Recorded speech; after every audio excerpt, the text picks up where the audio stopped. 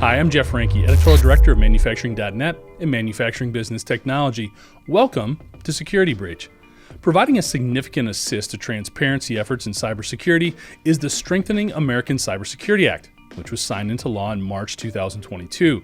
Unlike other regulatory efforts focused on updating network security or mandated agencies like CISA, which falls under the Department of Homeland Security, to develop cybersecurity plans, it requires critical infrastructure entities to report substantial cyber incidents within 72 hours and any ransomware payment within 24 hours. While the SACA applies primarily to utilities, schools, healthcare facilities, and similar entities, there is a push to expand its reach. As cybersecurity incidents continue to increase and impact a greater percentage of the public, it would seem additional law enforcement involvement could provide a huge assist. In addition to regulatory efforts and compliance, a bigger challenge, and one we've been covering more here on Security Breach, is the significant lack of internal OT cybersecurity expertise within the industrial sector. In general, this can be attributed to too many manufacturers feeling their IT security personnel can also be used on the OT side. This happens without an appreciation for how different the technology and operating environment is, and how a cut and paste approach will leave too many doors open to hackers. If manufacturers don't take this approach, they're attempting to create the necessary expertise. Recent findings from Fortinet show that 67% of OT security leaders come from an OT engineering background. Again, knowing how to implement and connect OT technology does not make one an expert on keeping it secure. Also complicating matters is that the industrial sector is not only competing within its market for OT security professionals, but throughout the global marketplace. Malware, ransomware, and phishing attacks are not exclusive to the US or the industrial sector, meaning security professionals have nearly unlimited career path options. Our guest for today's episode promises some interesting takes on the role of government and practical training strategies focused on improving industrial cyber defense. Before we talk to our guest for this episode, we're excited to announce that Security Breach is being sponsored by Rockwell Automation. For more information on their cybersecurity solutions, you can go to rockwellautomation.com. It's now my pleasure to introduce Debbie Gordon, founder and CEO of CloudRange, a leading provider of OT and ICS cyber attack simulations and training. Debbie, thanks so much for joining us today, and welcome to Security Breach. I thought the place we could maybe start is just talking about some of the recent news that's coming out of the Biden administration. They've been, to their credit, a little more vocal on cybersecurity and some of the needs, but I think what's debatable is maybe the tone and the impact of what they're putting out there. Be curious to get your take in terms of some of the recent statements that they've made and what it means to the industrial sector.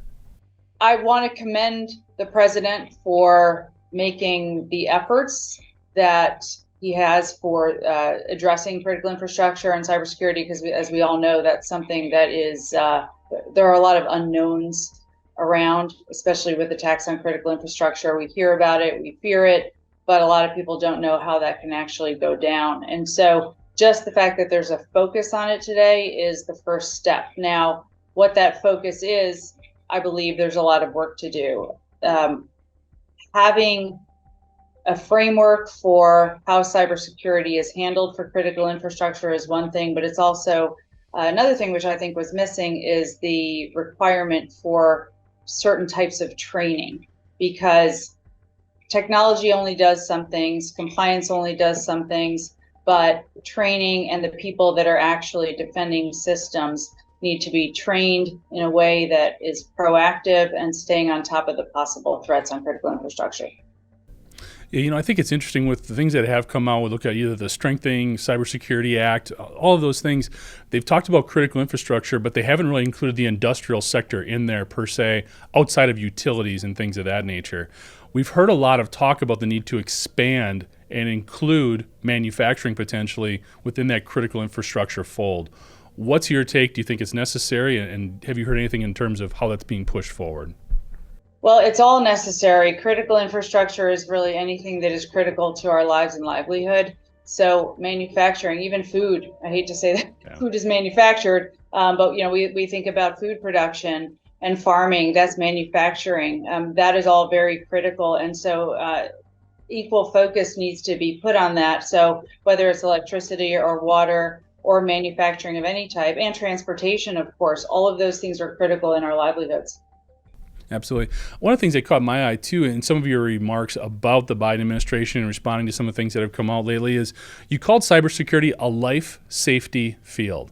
I've never kind of heard it described that way. It makes sense in context, but I was hoping maybe you could offer a little color in terms of what that means to you in your own words. Absolutely. So when I founded Cloud Range, it was all about accelerating people's experience so that when something bad does happen, they know what to do, they know how to respond, and it's not the first time they see that. In other fields that involve life safety, so whether it's law enforcement or firefighting or even aviation, all of those are protecting people's lives in the way that people have to practice. And cybersecurity, yes, life safety is involved when maybe your data gets breached, but attacks on critical infrastructure are where people can actually die. We don't like to necessarily talk about that, but we have to focus on cyber safety, not just cybersecurity. And when we are considering attacks on vital critical infrastructure, such as water, such as energy and electricity and transportation, that is in fact life safety. So, we want to talk a lot about the cybersecurity workforce, which I know is a topic near and dear to you, but we also look at some of the continuous attacks against utilities and the industrial sector. We know why the industrial sector is such a prominent target and what makes it so appealing. What do you think is the single biggest reasons we're not covering up here? We're continuing to allow these vulnerabilities to exist. Well, I wouldn't say that we are allowing it. They are happening. Nobody wants that to happen, but they happen because there is a lot less regulation on cybersecurity for a lot of areas of critical infrastructure. And looking at how a lot of organizations with critical infrastructure are organized and structured organizationally. I know I used that word a few times in that sentence, but the way that these companies are structured, there's often disparities in technology on the IT side and the OT side. Who's responsible for cybersecurity? Whose job is it? A lot of times in organizations, the OT side of the house says it's the IT side's problem and vice versa. And so there has to be alignment on whose job this is. And until there is that alignment, that is a vulnerability. That is causing the bad actors to see an opportunity for attacking, and that it's just we have to be more proactive.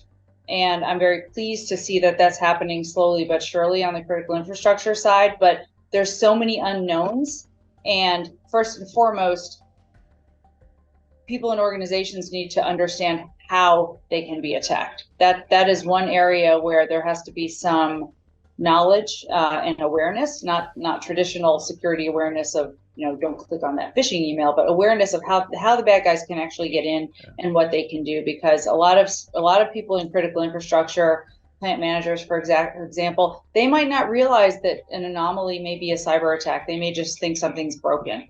And so there has to be that basic awareness of what attackers can do, how they can get in, and how they can really cause chaos in our world. Absolutely. One of the things that I've preached on this podcast a lot about is greater transparency and sharing information amongst our peers. The industrial sector seems to be very reticent to do that. It's a competitive advantage if you know how to keep the bad guys out, whereas they may be able to get at your competition. What are your thoughts there? I mean, is there a way that we can sort of maintain some of those competitive advantages, but also help each other out and helping to shut the bad guys down? There are organizations specifically for this. So the ISAOs and the ISACs specifically they exist to share information in a relatively secure way. So I think in cybersecurity, whether it's on critical infrastructure or not, a rising tide raises all ships. And so organizations have to work together. They have to share information with each other because they're not the only ones that are going to experience it. Absolutely. We started talking a little bit about how we don't have a lot of this in-house expertise when it comes to OT cybersecurity. What do you think are some of the biggest challenges there? Why is the industrial sector kind of unique in the fact that we're having a hard time bringing these people on board, either finding them, training them, growing them, whatever the case may be? Well, energy and water, all of those facilities, those have been around a lot longer than the word cyber. And so we have to retrofit not only physical systems, but we have to retrofit how organizations are structured and decision making and silos. Are things under operations, or are they under risk? Are they under information? And so that is a fundamental challenge that regardless of what kind of technologies organizations put in place to deter the bad actors or to be able to detect attacks, they still have to have the organizational structure, decision-making, and values alignment before any of that stuff is effective. And when I'm talking about values alignment, I'm talking about the difference of how to protect against an IT attack versus an OT attack, uptime versus data protection. Two very, very different things that require different actions during an incident. Absolutely. One of the things we hear about too is that there is a greater attention being paid when it comes to new cybersecurity professionals entering the marketplace. They're drawn more to IT than potentially industrial OT. You're kind of in that situation. What drew you to the fact that we need this special skill set on the operational technology side? Well, we need special skill sets all over the map. So on the IT side specifically, I think the numbers are around 3 or 4 million open jobs. That may or may not include any OT. The challenge with OT, which we are addressing, and at Cloud Range we're doing this directly, is that there is not a lot of training content and standardization in training and career paths in OT cybersecurity. So Cloud Range is focused on that very heavily right now because it's hard enough on the IT side of security leaders don't know what they need, what their people should know. There's the NICE framework they can use for that. But even the NICE framework doesn't apply specifically to OT and industrial control system cyber attacks. And so we're spending a lot of our time, energy, and resources on developing content and learning plans and really training plans and frameworks for OT cyber professionals, because and I think that's the reason why people don't really think about getting into that, because there is no that yet. Right. There's not a plan. So we're excited about what we're developing, both from individual training labs for people, learning plans for people in OT, and then of course live fire training, which we launched a couple of years ago, live fire OT attacks, for people to be able to understand what happens, how it can happen, and what to do regardless of their skill level and how long they've been in the business. I'm glad you brought up live fire attacks. That was my next question. I was hoping maybe you could walk us through a little bit. What do those exercises look like? Are there specific vulnerabilities that you may be looking for or find more frequently? So for OT live fire attacks, just to give you some context here, so Cloud Range has developed the industry's only live fire OT and IT virtual environments. And so we virtualize everything on the OT side and the IT side.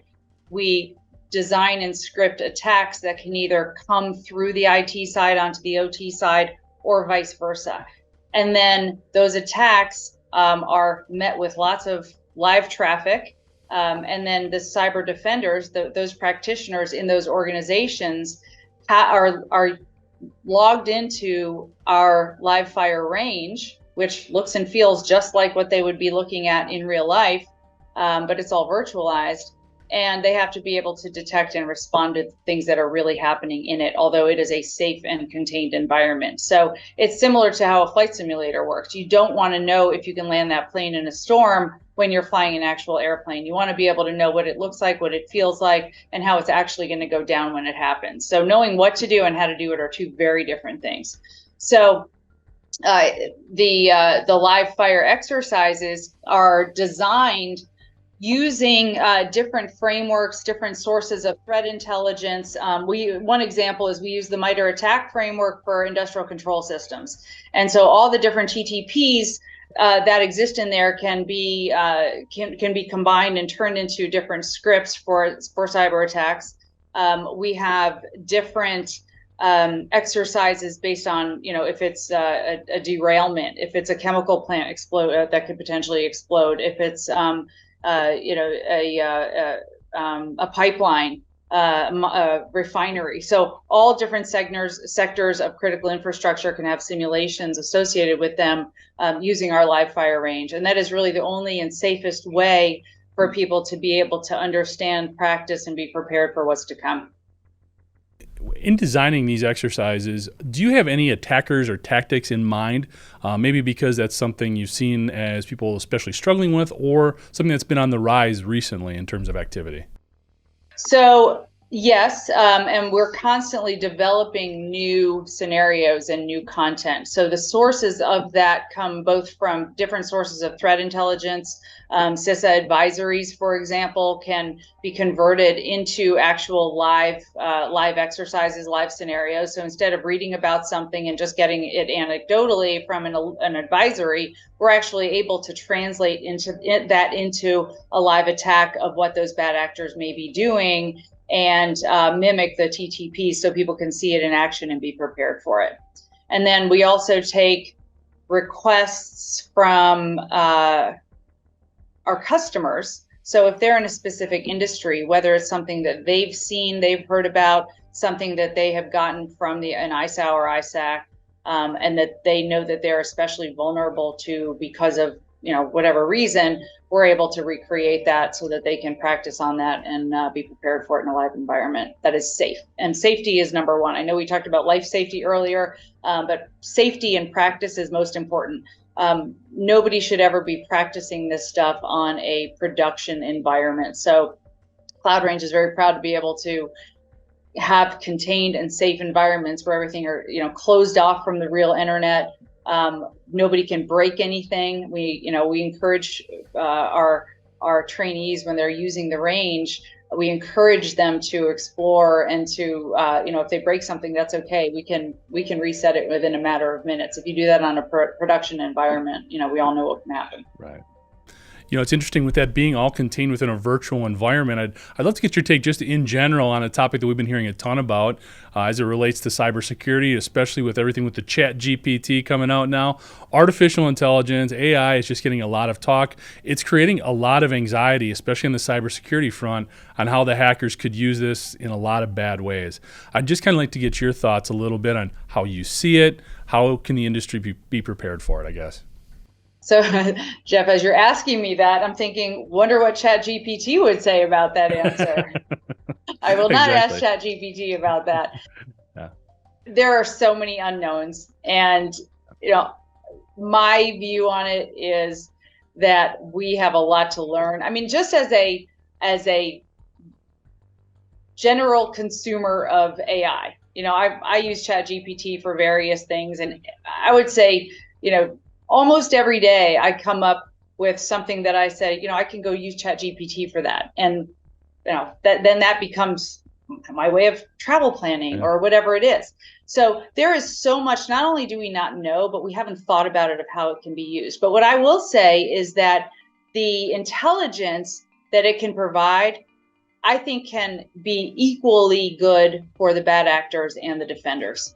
So the value that it's going to provide the bad guys is going to be valuable, the same type of value that it's going to prevent the good guys. So other than that, there is a lot that it can be used for.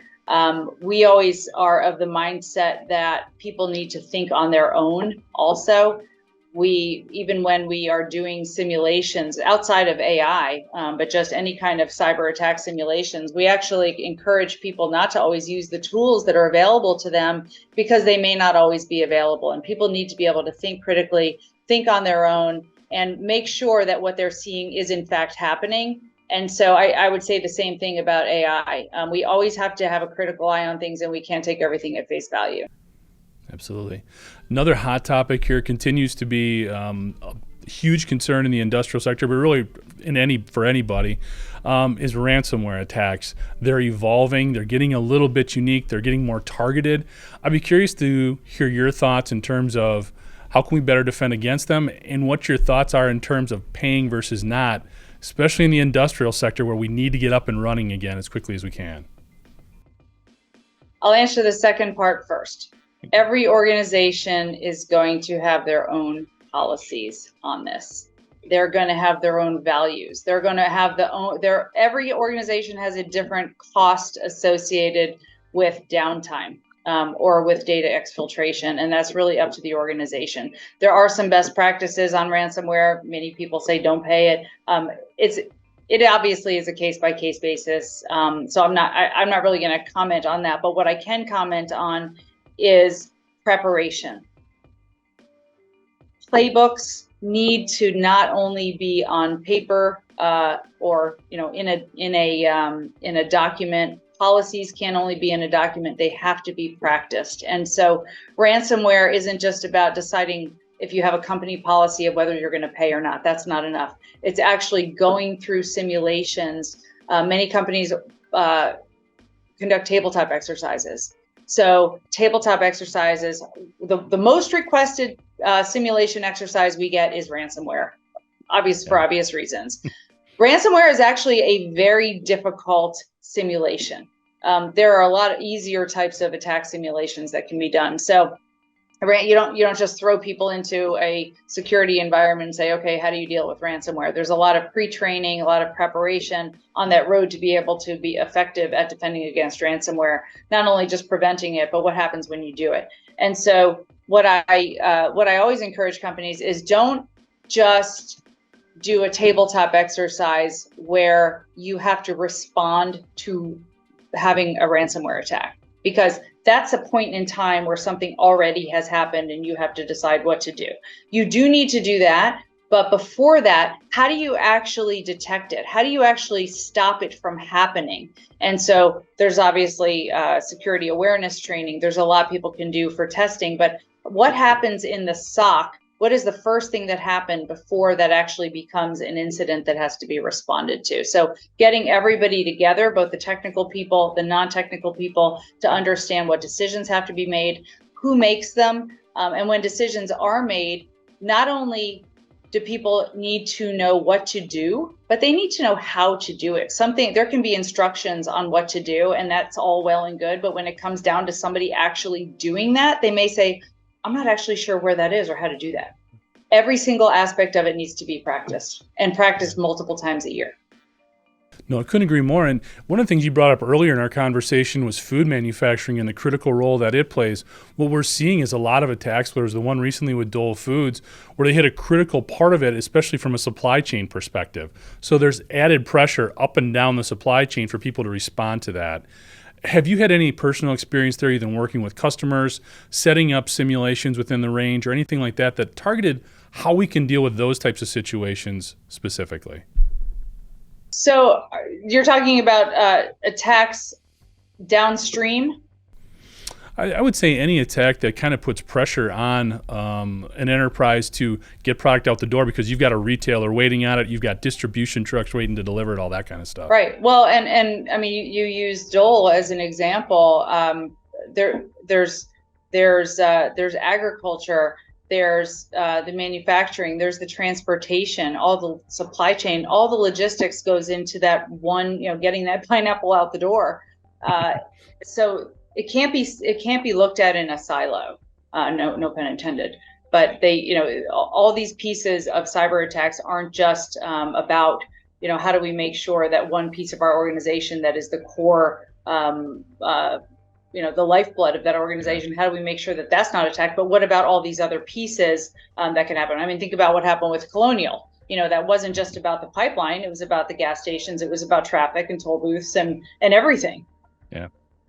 Yeah, I think we're getting into this age where cybersecurity, and some of the other guests on the show have said it really well, in terms of it needs to be part of the culture of an organization, which helps break down a lot of those silos. It's no longer about whose responsibility is. It's all of us, either before, during, and in response to the attack. It is, and it's not an IT problem anymore. It is overall organizational risk factor. And anyone in an organization, down to a field level, needs to be aware. And I think companies are doing an amazing job of security awareness training, because how many, I don't know the exact percentage, but the percentage of cyber attacks that start with somebody clicking on an email, and that's getting better, obviously, with some of the technologies out there, but that's probably an 80-20 rule in there. So yes, it has to be part of the culture. It has to be everybody's job, and there has to be alignment organizationally, and not just on the OT and IT side when there's those disparate silos in the organization, but every organization has to have that alignment. We see it every day with companies that are trying to get budget for certain things, and prioritizing what's important. I mean, our customers around the world, they prioritize the fact that their people are the greatest asset in their security stack, and they have to make that investment in them. If you don't train your people, if they are not prepared and ready, all of that other technology that they're investing in is really for naught. So those people that are in the last line of defense, in the security operations center, on the incident response team, those people need to be prepared, and organizations need to invest in them, and they're doing that. Well, it's interesting. I'd like to get your take on this too. We had a guest on who basically said one of the biggest factors pushing investment in cybersecurity has been following a ransomware attack, because essentially these larger companies had to report in their board meetings and their quarterly reports, we had to pay X amount of dollars in response to getting hacked. That pushed them forward to then invest in a lot of the cybersecurity software and training and people that they need. How can we convince people at that level who know this before the attack to get maybe people higher up on the food chain to invest sooner as opposed to waiting? I mean, is there a silver bullet that you've seen? I don't know. Maybe we can rip a page out of the life insurance playbook. Yeah. Selling life insurance, because there is a good population of people who, this is their strategy. It won't happen to me. Yeah. So we're just going to hope and pray that our people know what they're doing. And that's not the case. There are, on the other side, there are very pragmatic security leaders who know that technology doesn't solve all problems, that processes and compliance doesn't solve all problems, and you need to invest in people. And it's just becoming a different mindset. Yeah. So looking forward, Debbie, next year, maybe year and a half, what do you think are some of the bigger trends we're going to have to contend with as it relates to industrial cybersecurity? Well, you mentioned AI. Yeah. That, I feel like I hear about AI more than I do the word cyber. So that's a thing. And that's, we can't ignore that whatsoever. The frameworks that are being developed and have been developed for critical infrastructure are extremely important. Both from technology frameworks as well as some of the training and development that we're doing right now for readiness for industrial systems, because again, that doesn't exist. So we're seeing a big growth area, even just in our company, of organizations who are just even starting.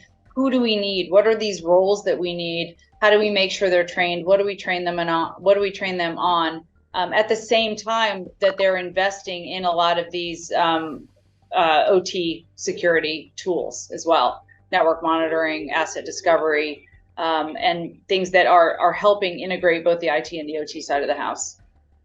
Excellent. We've talked a lot about Cloud Range. Is there anything we missed, Debbie? Anything else you'd like to tell us about the company or things you're working on? Well, we're just really excited. Number one, about the opportunity. We are celebrating our 5th anniversary next month, and it has seems like I don't know if it seems really fast or really slow, but we are moving fast. Cloud Range has grown significantly over the past few years, and what pleases me the most is looking back 5 years ago, how much focus is now being put on ensuring that people are prepared. it is a distinct difference from 5 years ago. The commitment and the investment that security leaders and risk managers and boards are making to ensure that their people are protected. Because a lot of times, we work with boards of directors all the time. They don't know what they don't know.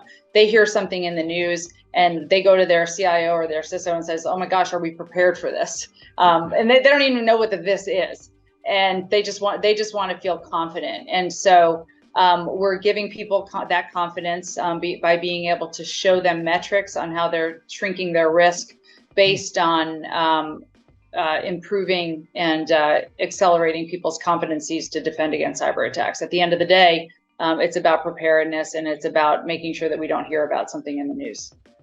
So understanding that it's probably very customizable depending on the client and the atmosphere, the environment and all of that, what types of metrics do you guys look at or try to report on? That's kind of interesting.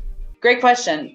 So there are a lot of metrics, both in terms of competencies, mapping to frameworks. So we use the NIST framework, the NICE framework, the MITRE ATT&CK framework, MITRE ATT&CK for ICS, and we are testing and assessing both individuals and teams against those. Now, we're not doing it for the purpose of saying you're bad at this or you're not prepared. It's here's where you are today. Here's where you need to be based on these frameworks. But most importantly, here's what you need to do to get there, and here's how much it will cost to meet those those requirements. And those requirements aren't CloudRange's requirements. Those are requirements that we collaboratively work with our customers on using different frameworks that they subscribe to. So when we say this is what you need to do, it's really giving them a prescription for what their objectives are, and us helping them with their objectives. So we look at individual competencies, knowledge, skills, and abilities. We look at team competencies because cyber defense is a team sport. And so even if you have some great players on your team, the team may not perform great if they're not working together. So collaboration and communication is a huge factor in incident response success. We have seen that, we prove it, we measure it. And then at the end of the day, we're able to show boards and C-suites what that level of risk is based on the competencies and preparedness their team has. Well, I think the exciting thing for me when I hear you talk about that is it would seem scalable depending on the size of the company or the size of the attack surface. So the smaller enterprises that we have so many of in manufacturing don't need to be intimidated by this. This is something that can be adapted to their business as well, even if they're not a Fortune 500 company. Absolutely. We work with companies of all sizes. Most of our customers are large national or global companies for obvious reasons. However, this does apply. We have a lot of tools for the small and mid-sized businesses because they're just as affected. They also don't have the resources to even know what to do. So really, it's doing individual training. We have some customers who have large security defense teams. We have other customers who, a state agency may have a person that wears the cyber hat once a month, and that's not even in their job description. So, and everything in between. So very adaptable. Debbie, anything else you'd like to add before we go? We just really appreciate the work you're doing, Jeff. This is an important topic, and I definitely appreciate the coverage. And if any listeners are interested in seeing an example of an industrial cyber attack, we will be happy to show you that in a very safe environment on the CloudRange platform. And just really appreciate you having me today. Thanks, Debbie. And for more information on the work CloudRange does, you can check them out at cloudrangecyber.com. Thanks for joining us today. And to catch up on past episodes, you can go to manufacturing.net, IEN.com, or mbtmag.com. You can also check Security Breach out wherever you get your podcasts, including Apple, Amazon, and Overcast. And if you have a cybersecurity story or topic that you'd like to have us explore on Security Breach, you can reach me at jeff@IEN.com. For Debbie Gordon, I'm Jeff Ranke, and this is Security Breach.